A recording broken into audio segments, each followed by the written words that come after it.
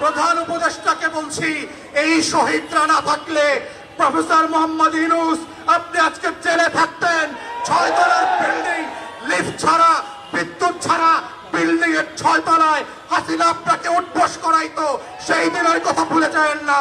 আপনার মামলাগুলো আজকে আদালত দিয়ে নাই করে দিয়েছেন। এই নাই করার রাজনীতি হইতো না, আপনার মামলা চলতো।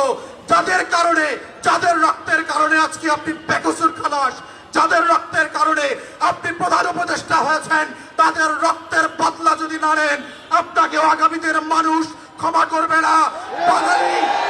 বাঙালির চরিত্র বুঝতে হবে।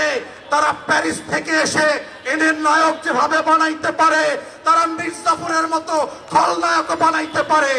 এই রক্ত দেওয়া শহীদ পরিবারের এই ইতিহাস ভুলে যাবেন না। আওয়ামী লীগ যেহেতু আমাদেরকে 3টা নির্বাচন থেকে বঞ্চিত করেছে, তার রাজনীতি নিষিদ্ধ না হলেও আগামী 3টা নির্বাচনকে আওয়ামী লীগ এবং জাতীয় পার্টিকে ন্যায্যতার ভিত্তিতে বঞ্চিত করতে হবে। কারণ সে জাতিকে নির্বাচন করতে দেয় নাই, ভোট দিতে দেয় নাই। আওয়ামী লীগের কোন পদস্থ নেতা ওয়ার্ড ইউনিয়ন থেকে শুরু করে যারা এমপি মন্ত্রী হয়েছে গত 16 বছর, তারা বাংলাদেশে আর কোনোদিন রাজনীতি করতে পারবে না।